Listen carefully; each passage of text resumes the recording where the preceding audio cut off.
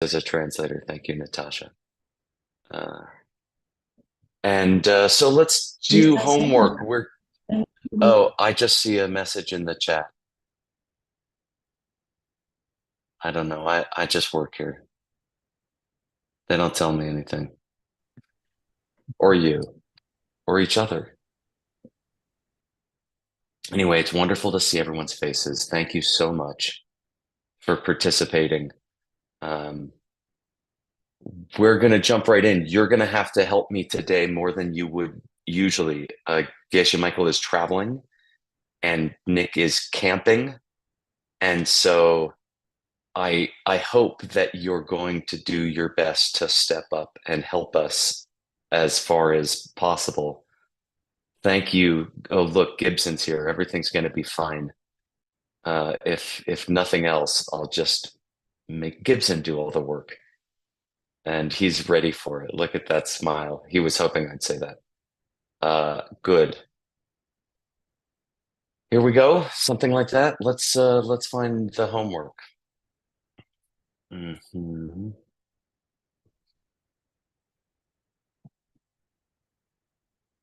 Слышно, All right, now you've слышно, got it. только сейчас стало слышно. I couldn't agree more.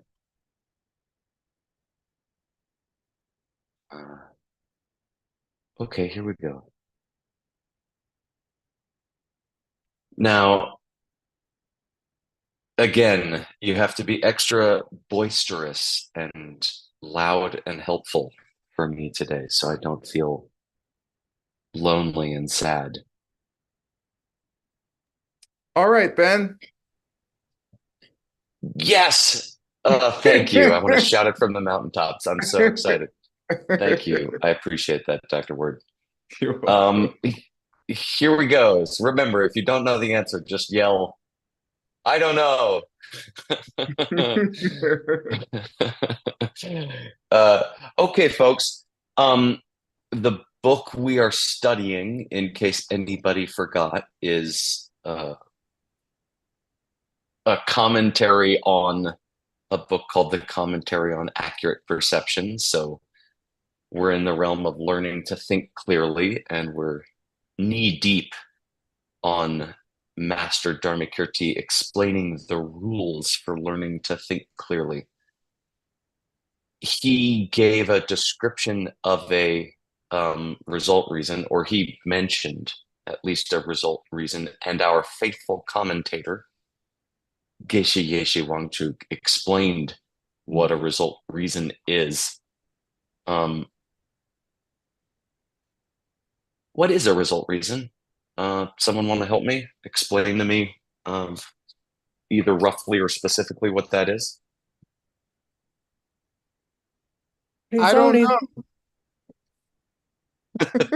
Good. Good job, Ward. But also someone was about to give the answer. Okay. It's good. It's good. Keep up. Please, Result yes. reason is used to help us understand the cause and result relationship. I mean, Yeah. the That's true. purpose is to understand what is the cause. Oh, yes. Yeah, right. We come to see the cause by seeing the result. That's good. You're right. Okay, here let's look at I tried to steal his phrasing. So a result reason is a reason that will come about if all of its causes and conditions are complete, and can't come about if the causes and conditions are not complete. Let's do an example, okay? And then we'll talk about it a little bit more. Does anyone remember the example that was given to us by Geshe Michael? So where there's smoke, there's fire. Lindsay, thank you so much. Great. Yes. Consider a mountain pass where there is smoke. There is fire there because there is smoke there. What's the result in this case? Smoke. Yeah, right. Let me ask you this. could we have used a cause as a reason? Only if you were talking about it as it being a result, like, because every cause is probably a result of something, but not in a cause, right? Oh, that's cute. Meaning like smoke is a cause of Yes. me Yes, coughing a we lot can on a use mountainside, Yeah. right? we can Yeah, use that's the cause as true. a reason. It's true. Yeah, generally speaking, we say that all causes are results and all results are causes. Um, Ben, you could use the please. result, but it wouldn't be a result reason anymore. You could use a cause, but it wouldn't be. Well, could we though? I mean, let's come up with an example of trying to use a cause. So, me dengi lala chuchin. Yeah. Um, on a mountain where there's fire, there's smoke. Do I yute? Yeah. Yeah. Uh, Cheer. So what's the reason in this case? Can we say because there's fire? Because there's fire, there's smoke. Yeah. Yeah. Mhm. So there's I think a classical example that they talk about in some books, a red hot iron ball, Yeah. um, has fire but not smoke. So there are Right. circumstances where you could have fire. Sometimes they say it needs another condition, right? So a condition would be like they say wet fuel would be another condition that you would need. This is why it's called a result reason and not a cause reason, is because it's got to be the result. A result is a good reason, and a cause isn't necessarily a good reason because we don't know if all of the conditions came together typically. And so Dharmakirti is not going to mention cause reasons. Now, could we come up with a cause reason? Maybe. I mean, I'm excited if we do, and if you get an exciting one, either in the chat or for the discussion afterwards, especially when I'm continuing to flounder to get excited discussion occurring, would be a wonderful time to give us a reason. I think we could do it, and it might be interesting. But Dharmakirti confines himself here to having basically three main types of reasons. Okay, three main types of reasons, and this is the first of those three. Does anyone remember before I scroll down? You know, I'm going to ask you a question about it. What the second type of reason is going to be. And then I Relationship? get to have a sip of coffee while you think about it. Yes, Pei Ling was about to say it. By identity. Yes, by relationship. Oh, well, you know what? I'm going to give this one to Pei Ling. Yeah, good. Yeah, they are technically, these are both by relationship. So Pei Ling's right, and let's look at it. What is a relationship of identity? They're in the same group. That's true. Yeah. Yeah. Goes both ways, Ben. Yeah, thank you, Christina. If it goes both ways, fortunately, it ain't gotta go both ways. We only need it to go one way. Yeah. Both ways is fine. But one way will suffice, and let's look closer at that. So, I'm glad you said that because it does require further discussion. And here we are discussing, or disgusting. So here's the way he puts it. A correct reason by identity, or the way I put him putting it? Sure.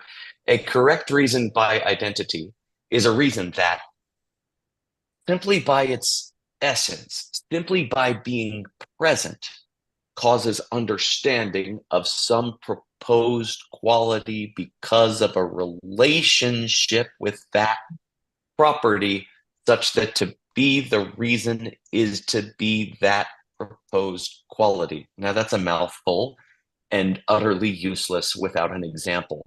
And so I know you're all champing at the bit to give me an example of a reason by identity. And for this, if anyone's curious, you can use the most famous reason of all. Because it's a Toyota? Oh, that's true. That's not the most famous reason of all, but you can say that for sure. Yes. Consider Ben's Prius. What about it, word? It's a car. Cheer. Because it's a Toyota. Good. Yeah, it's good you didn't pick Honda, because they also make snowblowers.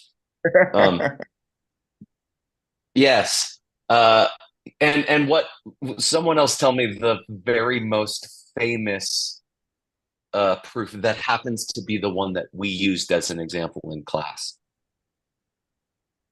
Consider the sound of the chunk shell, conch shell. Oh, that's a That- good one, and it's not the example we used for this particular. That's not very famous. I think that mean, was it's Gibson.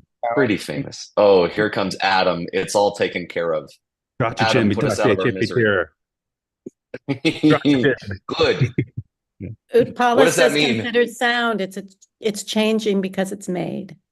Thank you, Utpala. And I apologize and thank you, Gilse, on behalf of Utpala. And I warn you all, I can't easily share my screen and maintain attention on the chat and look at all your pretty faces. So if people kindly, like Gelse, jump in and tell me what someone else said, that's delightful and very helpful to me. Like Ben, someone in the chat said none of us have heard you for the last half hour. That's helpful information. Do let me know. So yes. Let's put this on the same page, like civilized people. Right, so a correct reason by identity is a reason that simply by its essence, simply by being present, a made thing being present, simply by the fact that a made thing is present, causes some understanding of a proposed quality that is a changing thing, something being changing, because of a relationship with that property. There's a relationship between made things and changing things, okay? Such that to be the reason, to be a made thing, is to be a changing thing. Now, how does this relate to Christina's query about a relationship of identity? Christina, you may have noticed already that this relationship. Can I just say something before you get that? Oh, Of course you can. I'm sorry. I don't think that the quality is changing thing. I think the quality is changing. And I'm not sure this will have a difference for this particular syllogism, but it might have in the future. To say the quality is changing and the quality is not a changing. I'm open to that. Because it's made. So the quality is being made. That could well be. I mean, it's an interesting discussion, right? So are these equivalent? Let's see. If we said it like this. Sorry, I said that backwards. That the quality is that's that okay. made. No, actually, I'm totally wrong. Never mind. Let's not spend any time. Christina. No. Okay.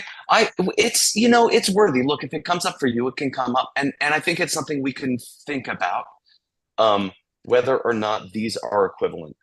And I'm treating them as equivalent. And if we decide over time that they're not, it's worth thinking about. I think we often treat these as similar, changing a thing, in this case, sound, an entity being changing, or being a changing thing, or a thing being made or being a made thing.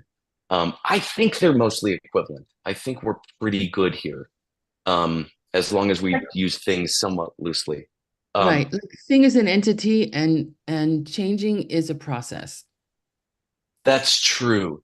And sound being a thing, if we apply that process to it, then that means that sound is a thing which is going through that process, or which is, what would you say, prone to that process, privy to that process. There's got to be a less obnoxious way of putting it. Possesses that quality. Something like that.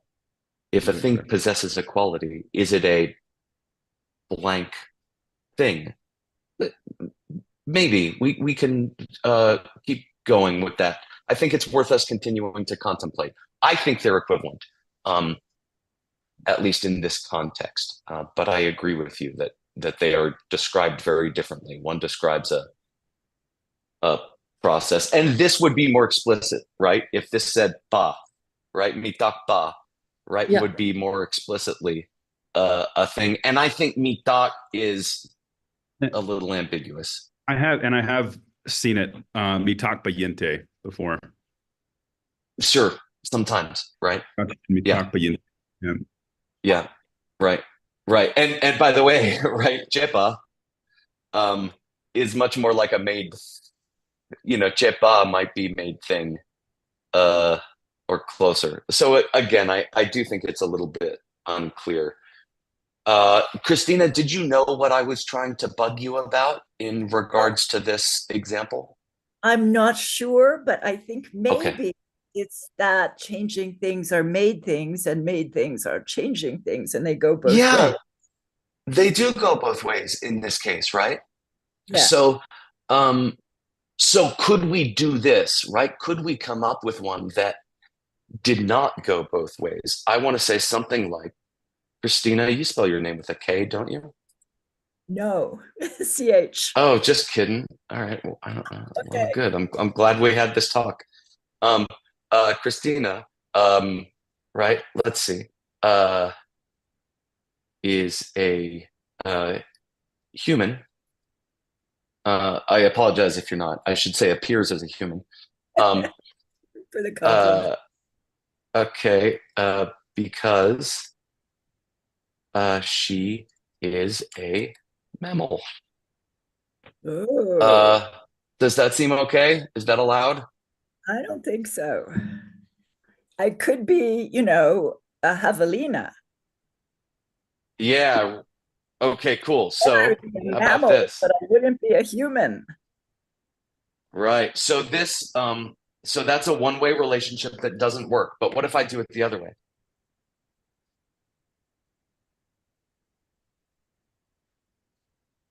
Well, all humans are Christina. Mhm. and all mammals So are here we humans. have a one-way relationship. Oh, that's funny. I didn't know. This is how I call the balloons. Right. Balloons, come to me. What's the sign for dolphins? Come, come, my friends from the sea. How do you say dolphin? Yeah. Oh, No idea.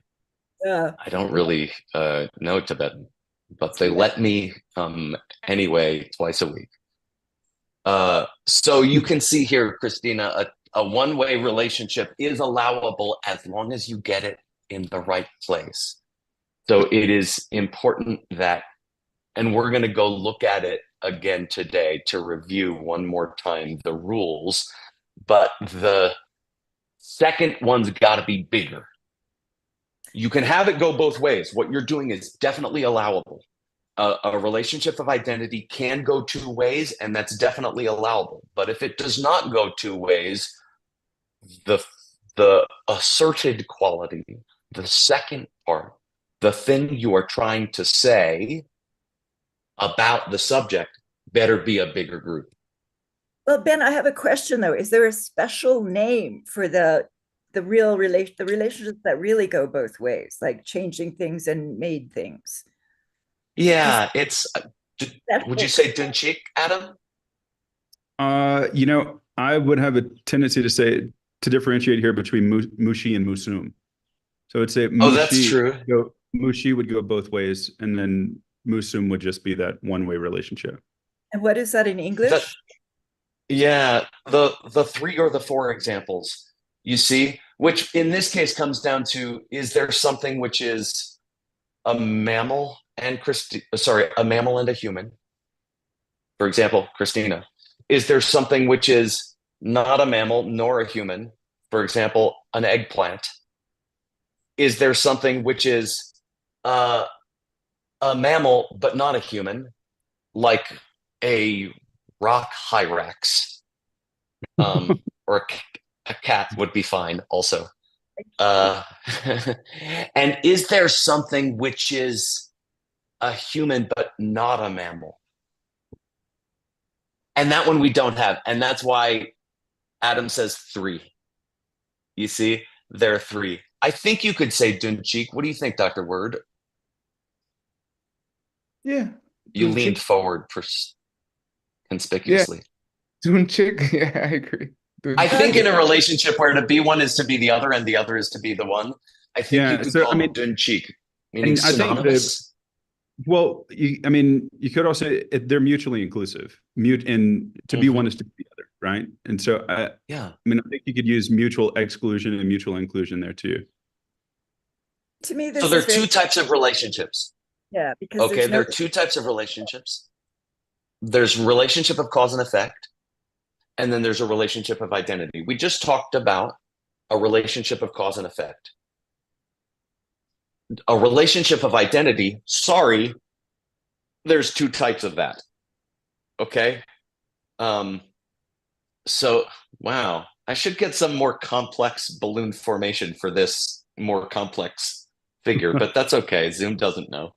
I should get half balloons rising through the air.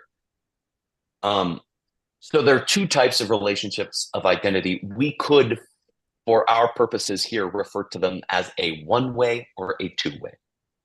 Okay? So a two-way relationship of identity or a one-way relationship of identity, and we have examples of both here.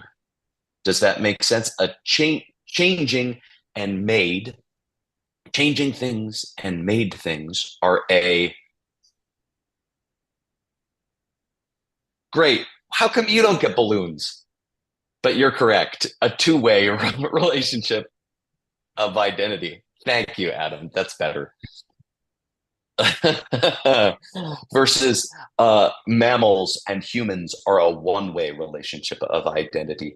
And this is very closely related to the topic of quality and characteristic, which is a fun party game to play with your friends to see if you can come up with examples of maybe in this case one-way relationships. Is there a one-way relationship? What's the bigger group here, mammals or humans? Mammals. Yeah, it's the big, right. So, and then there's humans, and then a smaller group would be Christina's. Okay. Yes, Helen. Can I give example and you see correct Yes. or not? This is a beverage because this is a coffee. It is a beverage because it's a coffee. Okay, this is a beverage. Whoops, sorry. This is a beverage. Because it's a coffee. Which group is bigger, Pei Ling? The second one or the third one? 2 or 3? Which is bigger? The second one, beverage. Then you probably win. Now, if someone were very difficult, they might say maybe it's just coffee beans. However, you said a coffee. So I think that we usually, when we say a coffee, I think it works. I think this is perfectly correct because this group's bigger. You see, they can be equivalent. You could also say it's a beverage because it's a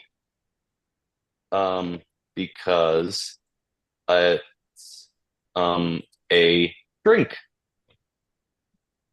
You see, two-way Yeah. relationship. Mm. Mm. Okay, also legal. All right, cool. Thank you. That managed to slow us down a very helpful amount of time. Let's go to the next one. Oh, good. I've got some nice speed bumps here. All right. Gibson, the time came as you had hoped. I know. Gibson wrote me early today and he said, Ben, you better use the example of the sound of a conch shell horn.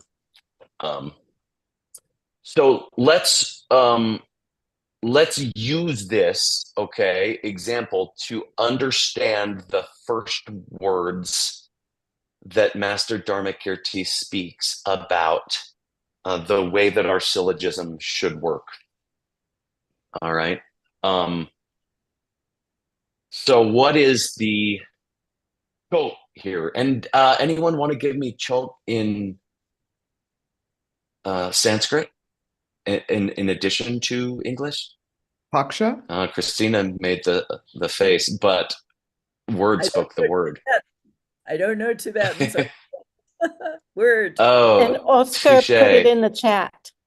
And Oscar put it in the chat. Great. So what would it mean then, Christina, if word said paksha, which he did?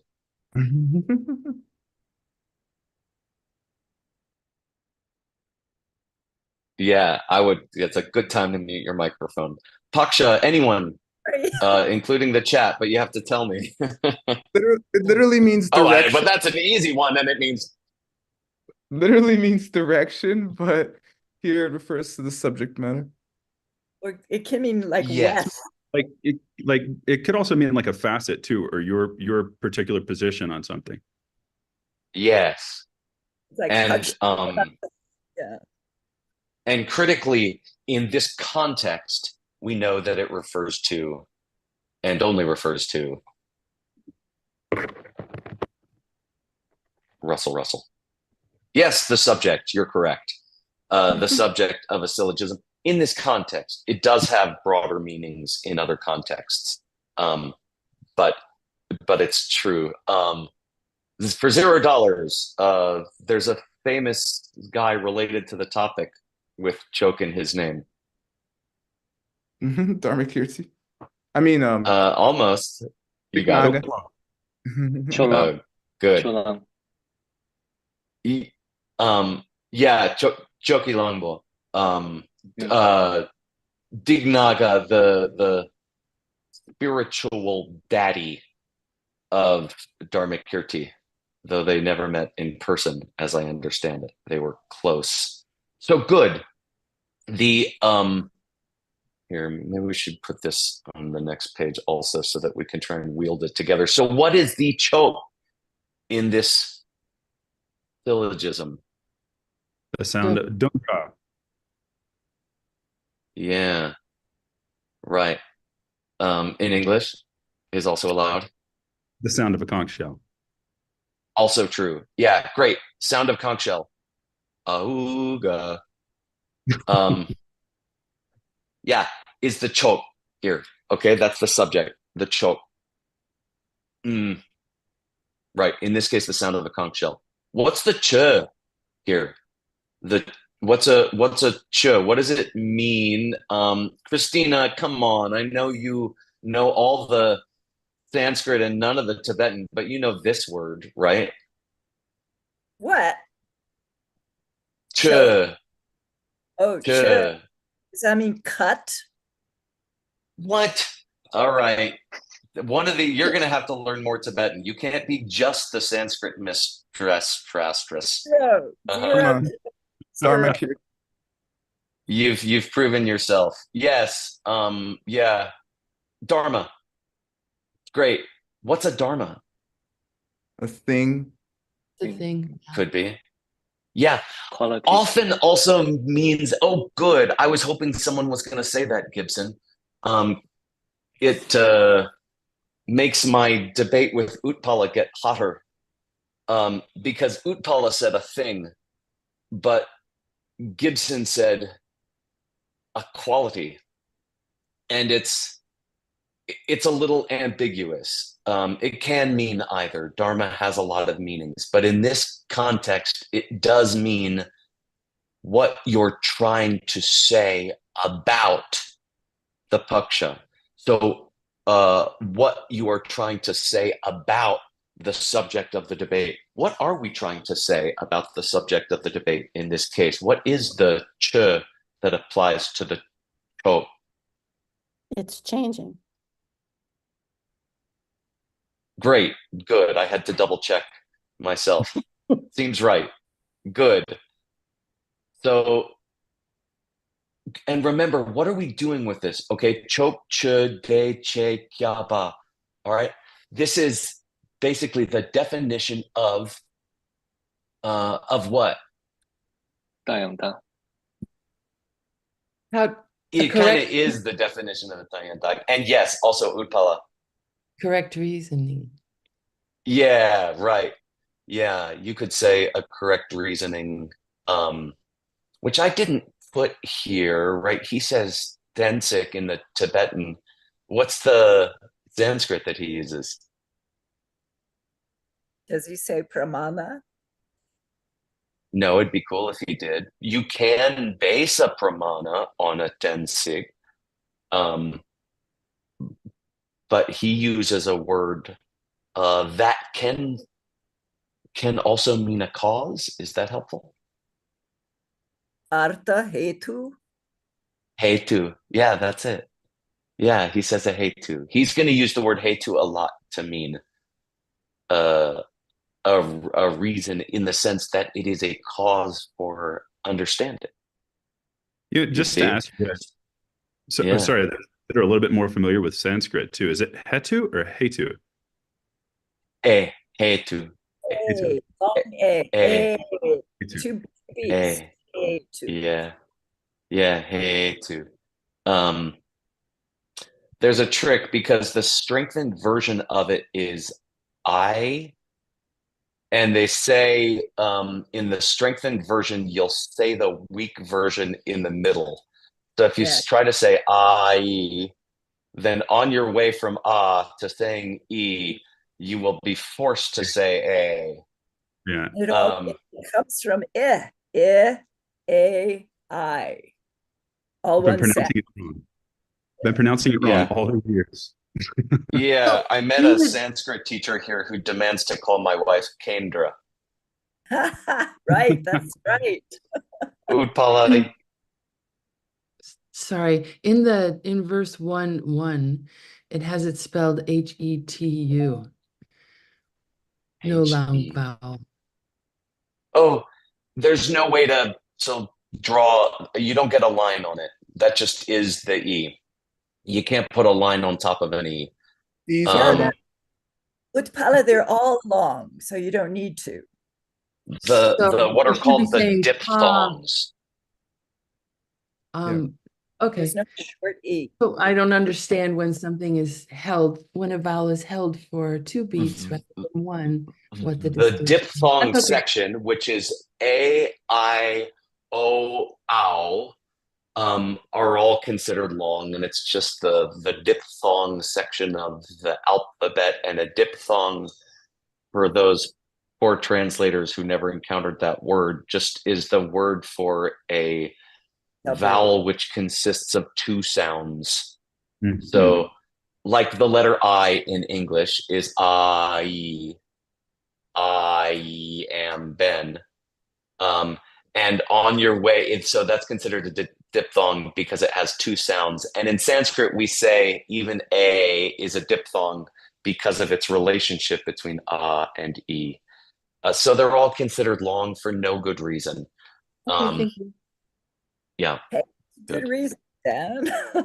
What's the good reason? Why is it long? It's a good reason. A good reason is because Panini Because it's said so. No, it's a verdi of I.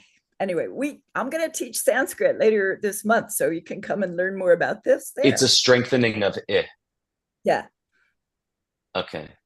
All right. Well, Guna, cool. which is double strengthening, is the Guna, IEs. as opposed to verdi. Verdi, Yeah. All right, cool. Great.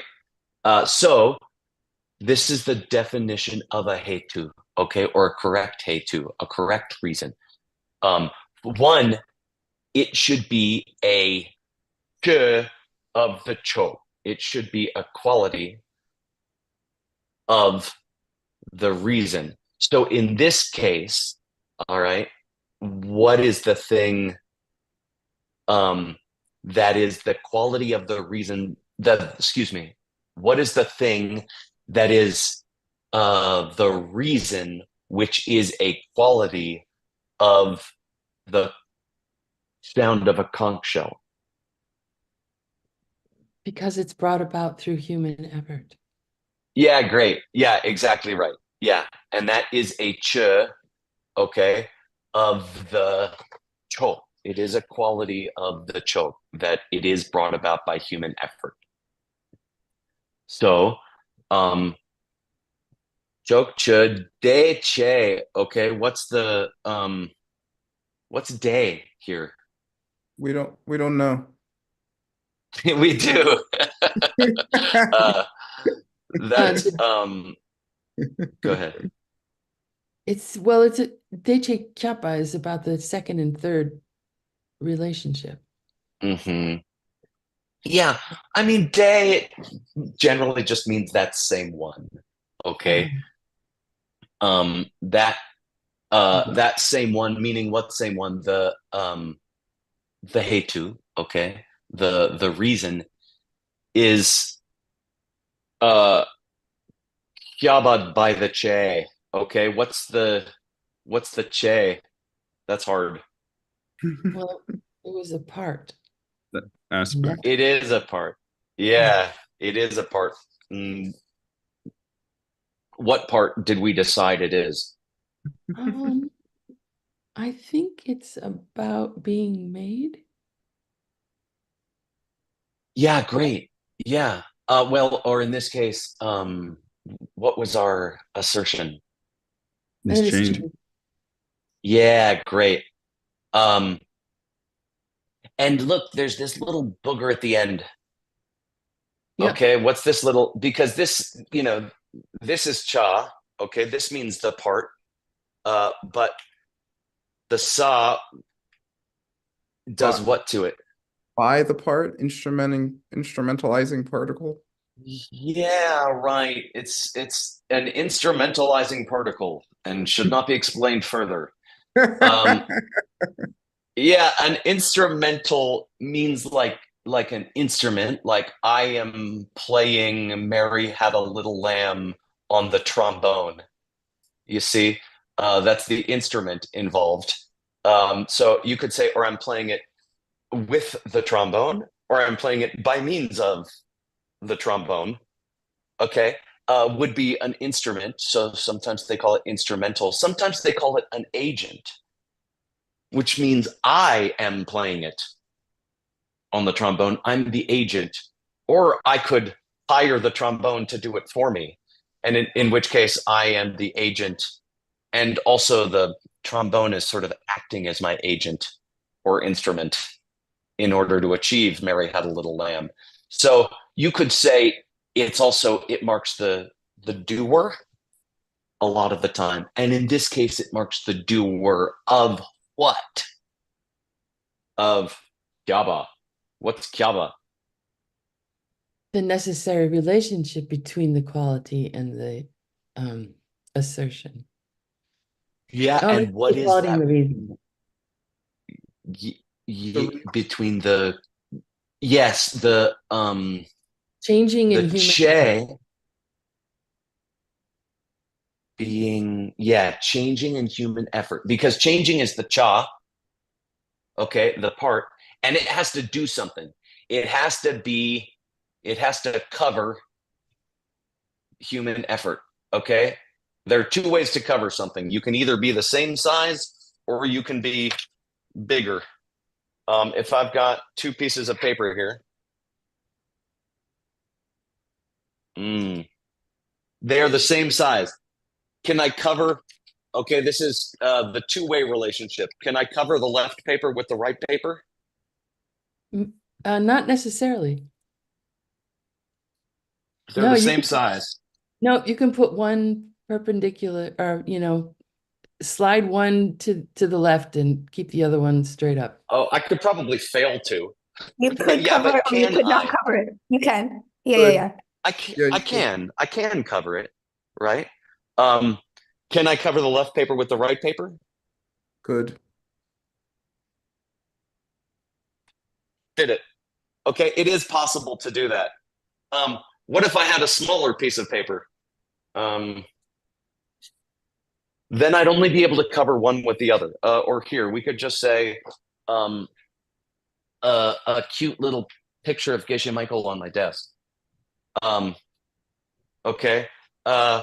So can I cover this picture of Geshe Michael with the paper? Yes, no? You could, You but what's can. it? But Can why? I cover? Oh, can I cover the paper with the picture of Geshe Michael? No, Not the but it's full still page nice. no. paper.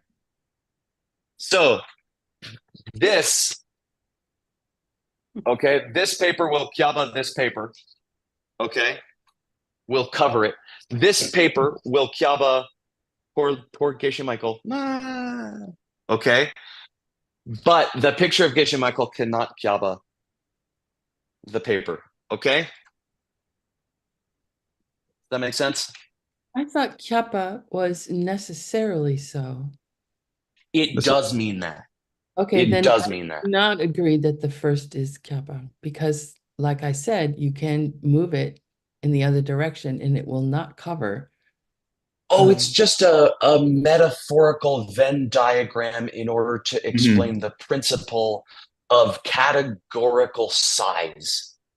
I am not saying that to be a piece of paper is to be a picture of Geshe Michael, but I'm saying that in order to understand what it is for one thing to necessarily be another, that there are two cases, which is one, if they are equivalent, then to be one is to necessarily be the other. And if they are, if one thing is a member of a larger group that is the other thing, you see, then the larger group covers the little group. Like the example Word gave earlier was cars and Toyotas. Toyotas are a smaller group, and Priuses are a smaller group, and 2008 Priuses that really need their air conditioner fixed are a very particular group that I don't recommend, and I speak from personal experience. Cool. Ben? Yes. Just quickly, Please. the last this reason here, Soljung, instead of human effort, maybe conscious effort. I like it. I think you're right, and I took it from Geshe Michael, and I think I like it.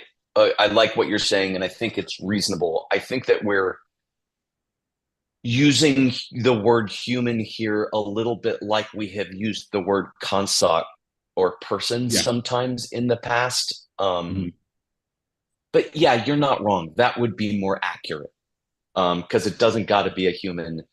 And in fact, I think I saw a seal play a horn at SeaWorld once when I was a kid. Though he just pushed his nose against the squeaky ball. Yeah. But I think it would count. The sound of a squeaky seal horn is changing because it's made through seal effort. I think would still be correct. And it's a good point. So in order for a thing to be a correct reason, okay, Master Dharmakirti says essentially two things. It should be a quality of the choke, okay, made through human effort, should be something which is true to say about the sound of a conch shell horn. All right. And that same thing being made through human effort, okay, should be covered by, okay, or to use Utpala's phrasing, which is very much correct, okay, should be necessarily included by changing things. Things which are made by human effort are necessarily included by changing things, are a smaller group than changing things. All right. This has stalled long enough that I'm confident we can't make much progress in the text without Geshe Michael, which is good because I can't make much progress in the text without Geshe Michael, but I'm willing to go take a peek now.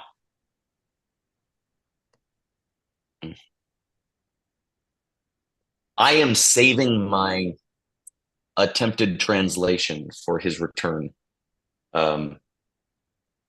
Because I can't tell you whether or not I've come to a meaningful conclusion about it without his presence. Let me see here. I have some notes. We have been through all of this. I don't think we could have reviewed that any closer than we did. This is what Geshe Michael assigned to me that I'm underqualified to deal with. How about good.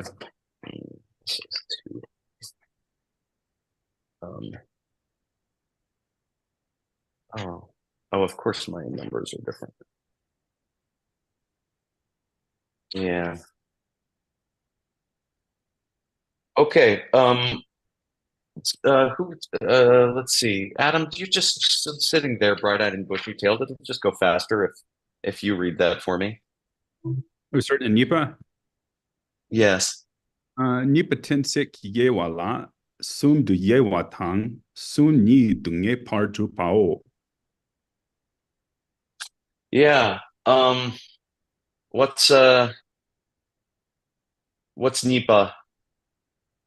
This will be the second of our presentation on the division of reasoning or reasons. Yeah, right. And he put it here, right? What's the word here that means division? Yay. Yeah. Yewa. Yeah, great. Yewa, great. Different types of reasons. And then so Nipa, okay, Tenseki Yewa La, great. Yeah, you got it. Divisions of reasons. How many divisions of reasons are there gonna be? It looks like 3. 3, Sumba, good. And then 3 and what is this? Why did he say 3 twice? Sumdu Yewa Dong. He's kind of saying, and this is the reason why we're gonna fix them at being 3 in number. Yeah, that's good. Right. Great. It's sort of 3 and only 3, and I better not get any sass back from you. Because I'm gonna prove it to you. Okay, I'm gonna make it Ngepar Drupa. Ngepar Drupa is cool. What is Ngepar Drupa? This be proof? Yeah. Say again, word. Definitively prove? Yeah, that's nice. Yeah, I'm gonna prove it till you're certain in the face. Good. Great. Exactly. Um, Dr. Word, Here would we you? go. It'll just go so smoothly, and it's so impressive when the smart people show off. I don't show off. What are you talking about? Well, come on, 당분이 please do then. oh, for you, Ben. 당분이 Thank you. 쟤랑 맘익배 탁숨래 탁기 줍잘라 각줍 니수 네배 쭈빡 고체 기 딱란드레 랑니 유팔레 강 Word, I'm so sorry. I'm gonna stop you. I'm not supposed to be here. We already did this. I'm sorry. See, this is what Oh, happens when you haven't. This is amateur hour. When you have the monkeys running the ship, the monkey running the ship. I apologize. Hoo hoo ha ha. I'm a silly man. Um, we should be. This is not where we left off, and Utpala tried her best to alert me to this. oh, good.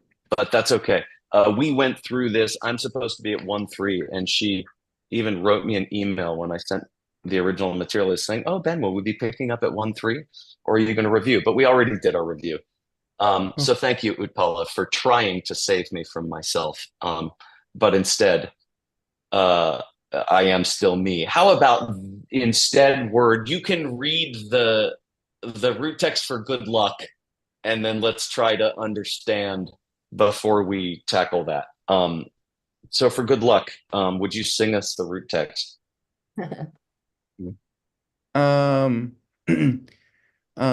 세만 남니 민족바 메라 민족 죄부첸. Cool. And then what does Geshe Wangchuk have to say on the topic? He says, Shepa 대 추강인 양 랑기 세메 맘믹바 라 대유 메속 타 추미릭 셰텐.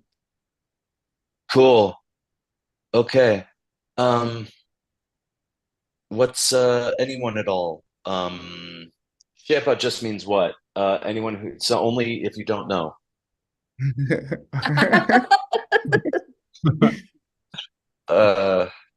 Shepa, explain cutely. Paula, what's a Shepa do? Would you explain cutely for people?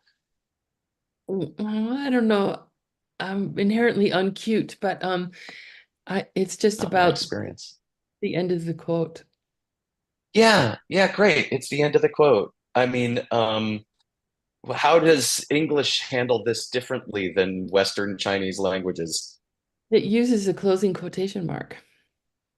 Yeah, which is, slightly frustrating for translators or editors of poor translators' work to Ben. decide where the beginning quote would have been. Here it's easy because Ben, it's sing-songy. Yes, sir. that one isn't the quotation marks. That one is saying what this is saying is what the quote is saying.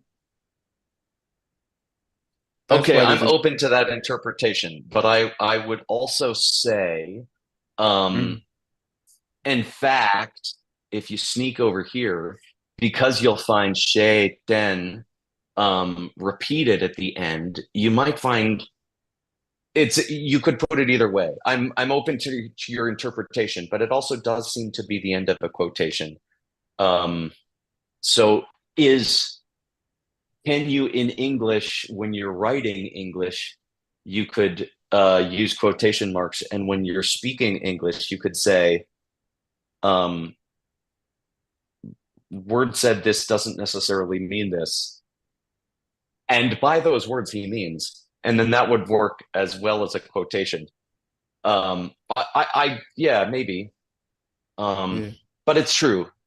He's saying, says. Indirect. Yes. It's Christina.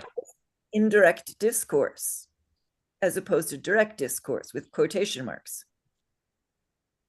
I don't know what that means. Oh, sorry. What's indirect discourse? Indirect discourse is Word said that he was going to go to the store. Direct discourse. Oh, that's true. Quotation marks, I am going to the store, and end quotation marks said Word. That's cool. That's cool. Yes. And we even very rarely in English we call them air quotes. But generally, quotations are not used in spoken vernacular. Sometimes. Um, yeah.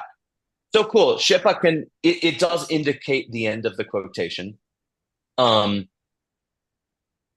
So who wants to help me hear more? Gibson, what about you? I know you're standing by and helpful.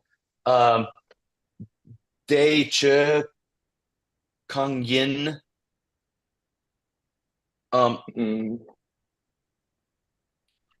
Whatever quality that we are going to present.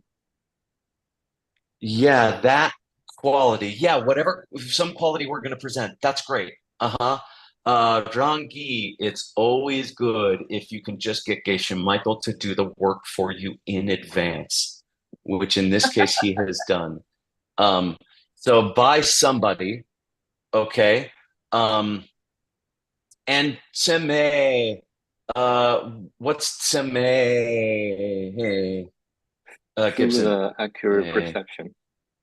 Yeah, he said through which is another way of describing the instrumental case, right? This is the trombone on which you are trying to play your perception of the object, or excuse me, on which you are trying to play Mary Had a Little Lamb by means of, through the instrument of your tsema. Okay, you, Mamipa, Gibson. You are not see that, or you are not focused on that. You didn't see it with your tsema. So then that thing, that thing. Yume, what's Tacha? Do you know this, Gibson?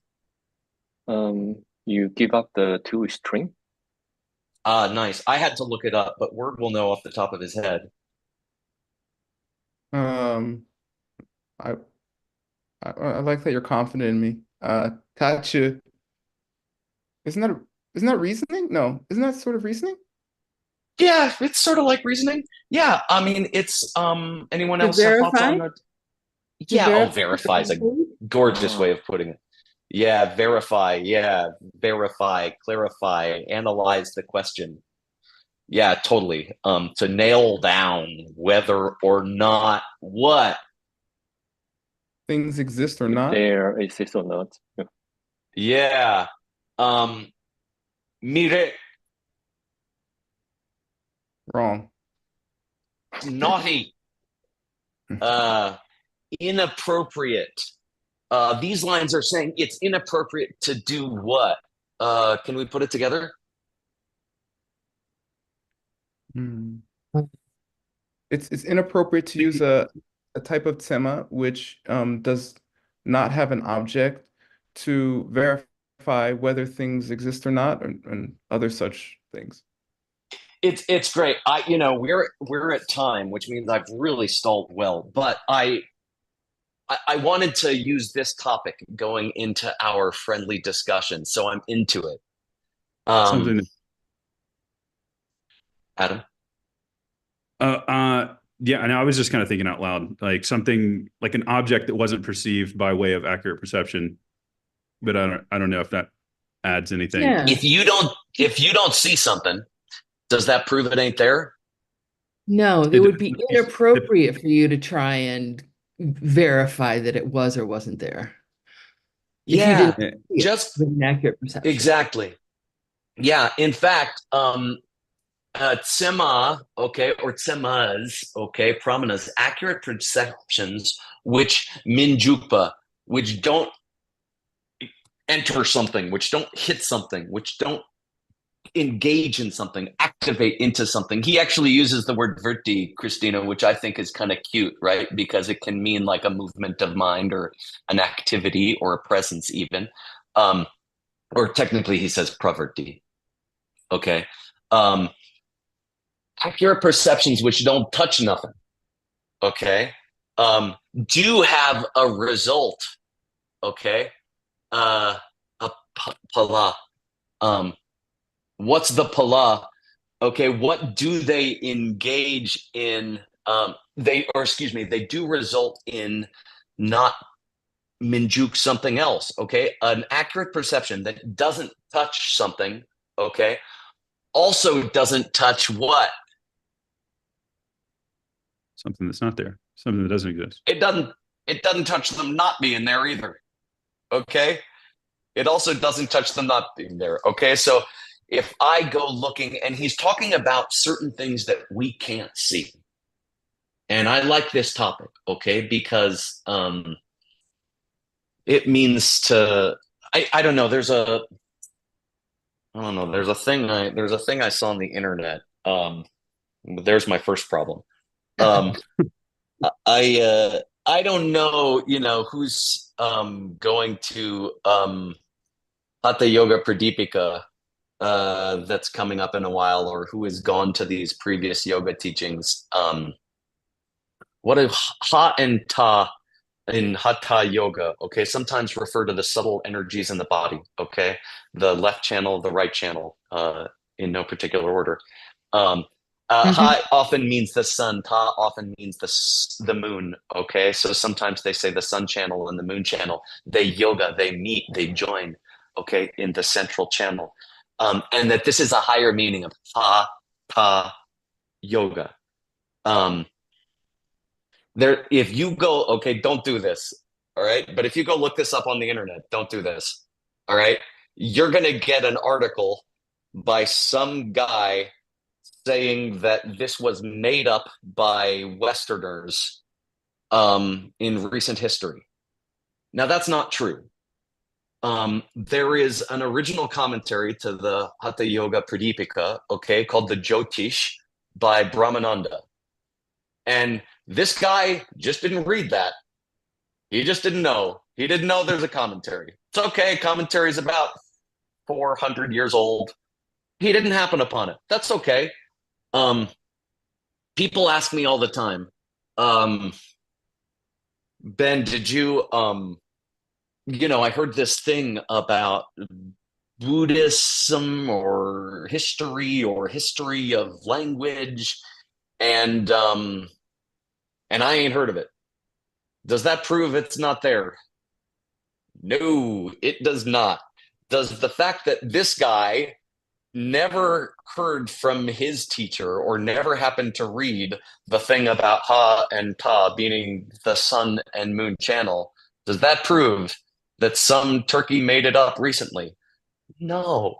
We're talking about a multi-millennial tradition. Many multi-millennial traditions coming together on what I think is currently or about to be at least the most populous continent on Earth. Though, it seems like or country on Earth, excuse me. It seems like China and India are doing battle for the most people, and it's very impressive. So over the last few millennia of ancient Indian history, how many things have I heard of? I'm trying to collect a lot of stuff, and it's going well, and I'm enjoying the process. And the number of things that I didn't see still vastly outweigh. So now he's talking in particular that there are certain things that we are not tuned to see, I think. That there may be forces around us that are not always obvious to us. Mm-hmm. He's even going to talk to some extent about spirits. I'm not telling you to believe in spirits. I have no idea if there are spirits because I never saw spirits. And the fact that I never saw spirits also doesn't verify that there are no such thing as spirits. Yeah. Because they're already supposed to be something that I couldn't see anyway. But can you see, looking around the room, can you see emptiness? Can you see with your eyes the fact that the world is made out of the extent to which you have crafted a loving heart? You can't see it. You need some other tools to be able to see that, like a whole Pramanavartika, or something, a commentary on clear thinking, And essentially. then we can see emptiness if we have a direct perception of emptiness, right? Yogic. Oh, Yeah, sorry. Yoga yeah, predicted. well, yogic. I mean, Adam adds the word yogic because he and I had a very sweaty conversation the other night, concerned about this problem of direct, was it us? No. Yes, maybe.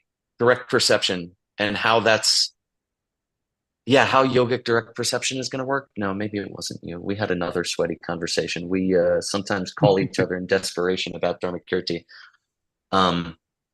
Yeah, it's a special kind of direct perception. Oh, I think it was Nick and I. And yeah, they say a yogic direct perception, which is supposed to be a funny kind of direct perception because in this school, Adam, you've read more on the school than me now. I'm just still stuck on the baby levels, but it should be illegal to have a direct perception of selflessness in this school because selflessness is an unchanging thing, right? Yeah. Yeah. But it's weird though, because I started to, like, at some point in your book, your first book, we went through the divisions of the second school, and there was a distinction made about followers. There's actually a subgroup within the second school that tend to lean more mind only. Yeah, I remember that. And so there are actually followers or practitioners of the second school which tend towards mind only belief in mind only school, which I thought was pretty interesting because it appears that Master Dharmakirti will stretch his ontology, will stretch his kind of view of what exists and what doesn't, depending on where he needs to go. Yeah, right. And the yogic direct perception would fall into that particular area. It's its own whole special category of, meditative. You could almost, in this context, I think, use the word meditative direct perception. You could translate yoga here as in deep meditation. Let's talk practical applications while we have a few seconds. I know I just wanted to Juan's going to mention, hop in. I asked you. I thought that was I was coming thought at you. Very, very skillfully kind of already directed into the discussion there, sir. That was a very nice segue. I hope. My big thought was humility, was just always remembering. I saw in another yoga book recently, I don't know, they phrased it really nicely. They said, lack of evidence is not evidence for a lack. Lack of evidence is not evidence for a lack. I thought that was a very elegant way of putting it, and I find helpful to myself to remember, just because I ain't heard of something. Well, Ben ain't heard there's lots of stuff that Ben ain't heard of, and that doesn't really prove a whole heck of a lot that Ben didn't happen to have heard of something. Yes, Christina. Medieval logic, they had a black swan problem. They proposed that, are there black swans or not? And people hadn't seen any in those days. And they said, just because nobody's seen one doesn't mean there are no black swans. Great. Yeah. So that's great. Yeah. I mean, typically I want to say that the application here would be towards proving something like the fact that karma has results, right? I mean, it's also something you can't see, or something like past and future lives. I mean, these are like directly applicable to our practice, our day-to-day life. I mean, essentially, they would inform our every movement, our every thought, our every perception. So, I mean, and this is just the way I kind of understood maybe where logic and reasoning applies to the path, which is you have to use them in order to deduce that things like past and future lives exist, or that something like karma and its results are true and efficacious. And then you kind of got to follow that through to the path of, from the perspective of the second school on to nirvana. It's great. Anyone else, any meaningful application to your life? Did you think, oh, that's gonna fix the rest of my day or what I have to do tomorrow now that I know that? Because please, Dojo, it's wonderful to see you. I've been so happy seeing you in class. Please say hi to Kendra. I will. I figured something out. I figured out something that's really interesting. If you would like to listen to this, when we talk about Mushimusu, right? The two things, they can't be equal to each other. If they are, then Mushimusu doesn't stand. Yeah. Right? It's true. It's one of the basic premises of Mushimusum is that they have to be different things, but it doesn't necessarily mean that they have to belong to the same, that they can't belong to the same category. Excuse me. They belong to different categories. However, those things, you can compare things that are synonymous. Yeah, but when we are saying that if something is changing equals to something is made, we're using that. We're using that. We were even trying to do the mushimusu on them, but it's invalid because. But we can. But the logic proof is valid, right? Because there will be if changing is equal to made, then it's not mushimusu. It's muni, right?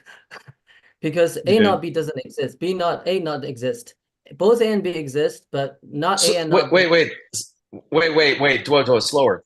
What a changing thing, okay, that something that is both changing and made, for example. Yeah. Sound? Great. Something that is neither changing nor made, for example. Emptiness. Yeah, great. Something that is changing but not made. Not a thing. Should be illegal. Something that is made but not changing. Doesn't exist. Yeah, great. See, Jojo is saying that, look, it's not true that any two things in the universe are necessarily Mushi or Musum because you've only got Mu two here, Munyi. Adam says, look, it is true because those ain't two things. Yeah. And that is typically what they say. Is that these are ways of comparing two different things. It's good. It's a good point. Can you do anything with that in your life? Is that gonna, when you leave your house, apartment, or ethereal bubble to go walk into the world today, can you use it?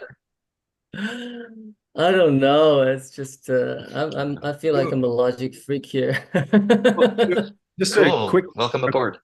I mean, I don't know. I'm just riffing here. Like, if you have sound, but you can also have the opposite of everything that is not sound, right? Would those two things be the same thing, or are they referring to the same category?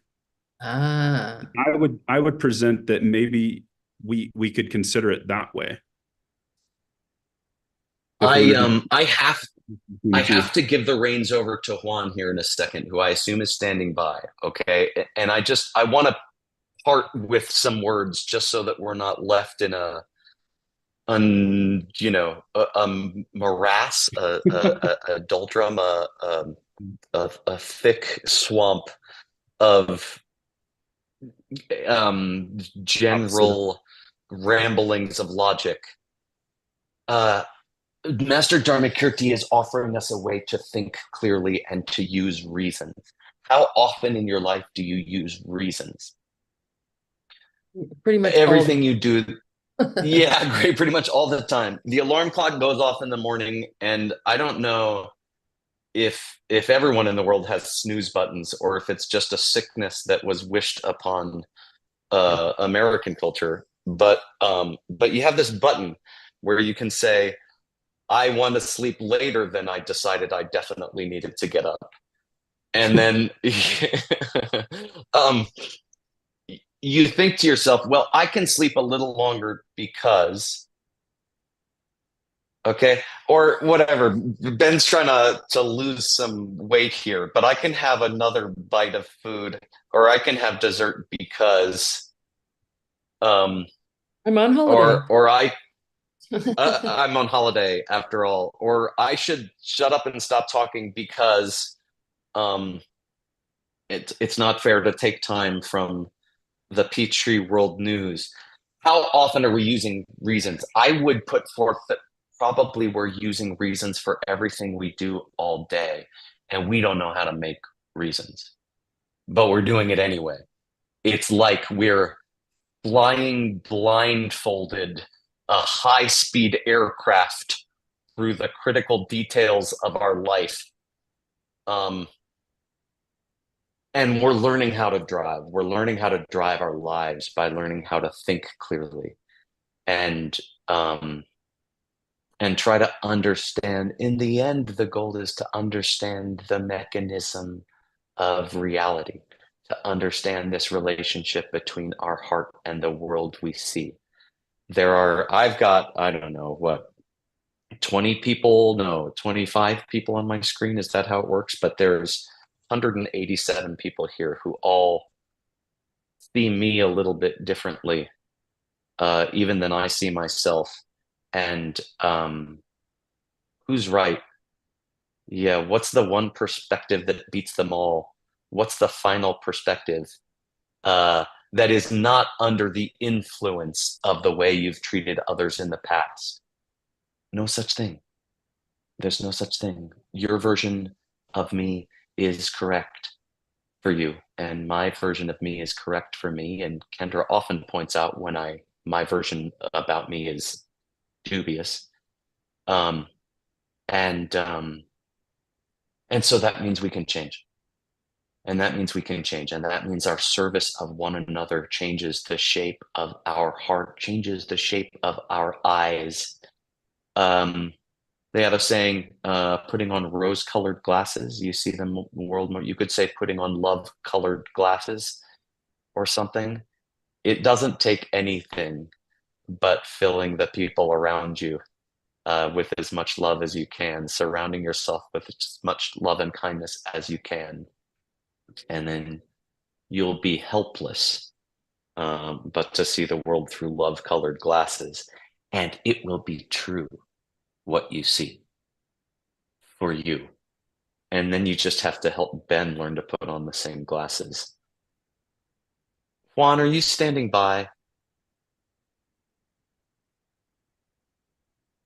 Or hello, Daniel, Ben. or we win.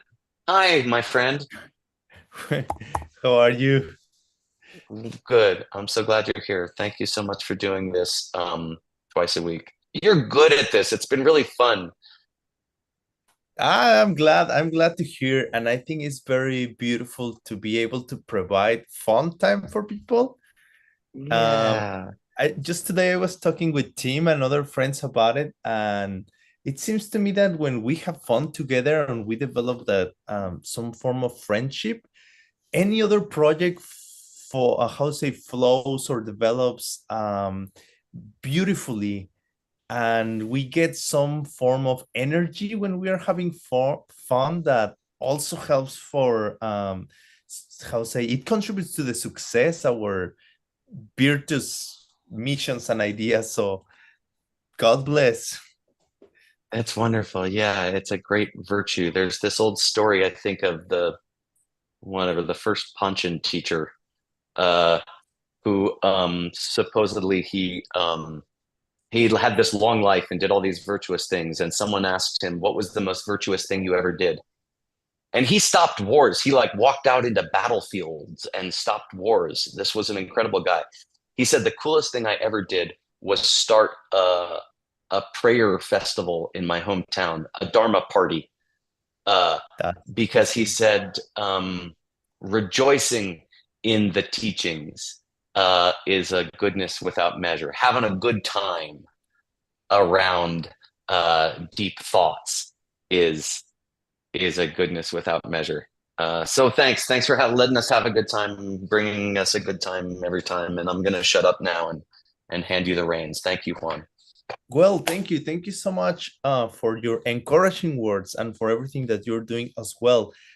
Today, I want to just share with you that I made it to Kyoto because, as you may hear in these segments, we have been talking a lot about this wisdom party that is happening in June here in Kyoto. And I'm going to be reporting and sharing with you some of the ongoing events that are happening.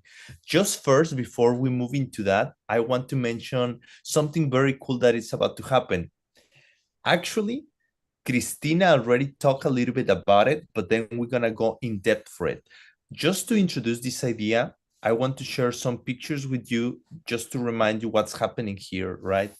So as you know, we are having these sessions every Saturday, every Monday, Tuesday, if you're in Asia, and it's basically the Xuanzang Tower project, the translation project.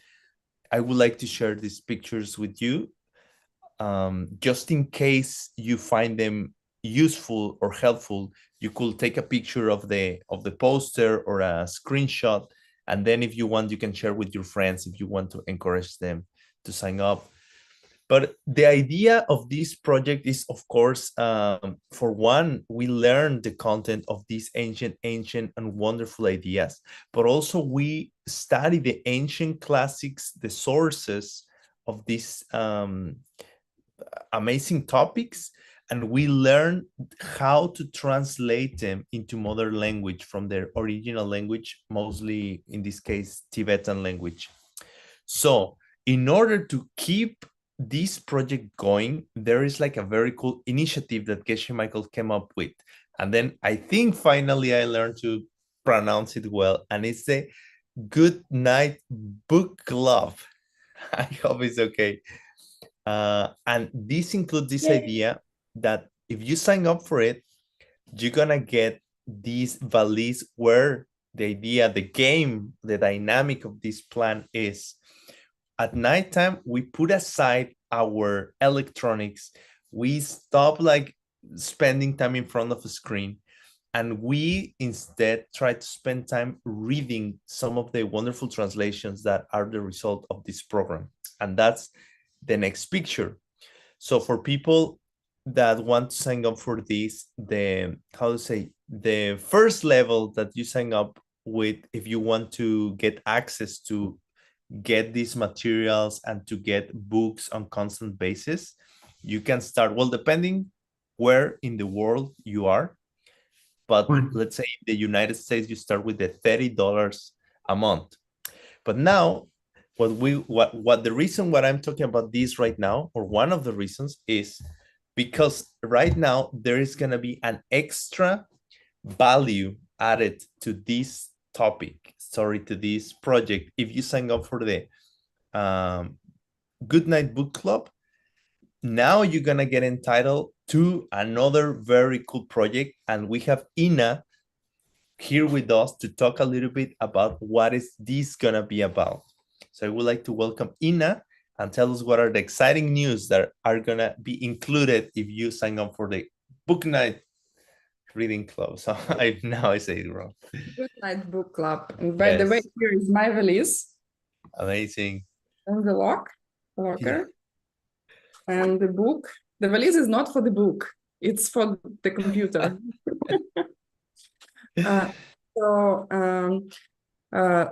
I would like to thank Christina Kasika because she volunteered to set up a baby Sanskrit course because Sanskrit is a very important language in our lineage, in our system, and this is a language all the Buddhas speak and your body speaks, right? It helps to make progress in your practice, just to try to learn it, and we do not want to overwhelm people. And for subscribers, we decided to do a small course. Christina is here, maybe she can give more details, but we were talking like about 10 classes that will help you to start pronouncing correctly. I didn't realize it's that much different from our, I mean, I speak 4 languages, right? It doesn't sound like any of them. So you will be able to pronounce correctly and to pronounce, and especially pronounce your mantras correctly if you do mantras. So if you are a Good Night Book Club subscriber, then we will offer for you for free this opportunity to attend these classes with Christina, and they will be on Thursdays, 9 a.m. Arizona Central World Time, 11 a.m. Chicago Central World Time, 6 p.m. European Time. So join us if you are a subscriber, then you will get an invitation via your emails, and also we will share more information in next week. Very well, very well. Thank you very much. We'll be excited to get the QR code. Oh, there is Christina. And hi, Juan and Inna. May I just also say, I was talking to Geshe Michael about it the other day, Inna, and he said he doesn't so much like the idea of a baby class. He said, make it bigger. So what I'm thinking is that we will have a first series, which will be baby kindergarten. Yeah, but let's think of it, if there is interest, it could become part of something bigger for a Sanskrit series. You know, interesting, because I was thinking that this will be our, like, can I say a trap, you know, like it is easy, will not take much time, like no homeworks, you know, and then it will be like level 0, and then also easy, but more profound. You will learn the cool Devanagari, you know, alphabet, and then it will be too late for you to back up. Right, we'll get you. But we're gonna, I think, and I will write to you about this, but he just said it. He said, let's just call it organic Sanskrit. And this could be series 1, kindergarten. Yeah. Okay, so people in the chat are already excited and interesting about it. They want to know how to sign up for it. And as Ina say, as far as I understand, you're gonna get, if you are already registered for the Good Night Book Club, you're gonna get an email with a special invitation. But also, soon we're gonna be sharing with you a QR code or a registration link with a poster or something very pretty, I bet, to keep encouraging you to join and to attend these classes of organic Sanskrit. Yeah, and if you are a Good Night Book Club subscriber, then you will get the email automatically as an invitation. So don't worry if you are subscribed already. Perfect. So thank you very much. And soon we will be hearing more about this project with you. This is just the very first time of the many we will be talking about it, I hope. Thank you. So thank you very much. Thank you. Thank you very much. Thank you all the translators for your job, for your work. Thank you very much. And just quickly, I would like to share about something very cool that happened today. Today was well, first, just to let you know, as Ben mentioned before, Geshe Michael is already traveling to Asia. And among other programs, they're going to be having CSP program in mainland China these days. We have a picture for that. That's mostly the reason I understand that he was not in class today, because over here in Asia right now, at least where I am, is 1:30 in the morning. So I hopefully want to think that he's hopefully taking a good rest, but this is one of the events that he's going to be attending right now. And here in Kyoto, what just happened is today was the end of Teams Step on the Path course number 2. It just finished today, is the next picture. Yeah, and it was wonderful. And soon, you know, today it was just like trying to get all the materials, but soon I will be sharing some cool shootings from it what I want to say is like next he's planning a very cool thing happening in July 14 and 15. He's going to Taiwan. And in order to talk about that, I just want to show you a quick video that very kindly Angel Aichi, she made for us. So could we share the video, and Tim is want to tell you what's happening in Taiwan. Hi, my name is Tim Lowenhaupt, and I'm the Executive Director of the Asian Classics Institute. In this July, we're going to be coming to Taiwan on July 13, 14, and 15 to give you some special classes on meditation. Not only will you learn how to go deeper into our practice, how to develop new skills on how to sustain our meditation and have a consistent practice, we'll also go into how to plant some very powerful seeds that transform our life through meditation. And in that, we're going to learn about the power of generosity, the generosity towards others, the generosity towards ourselves, and what powerful seeds we can plant to help create the world that we want to see. Not only will we be doing all of that, we're also going to be releasing Happy Can 3.0. So we're looking forward to telling you all about that, what that's going to look like.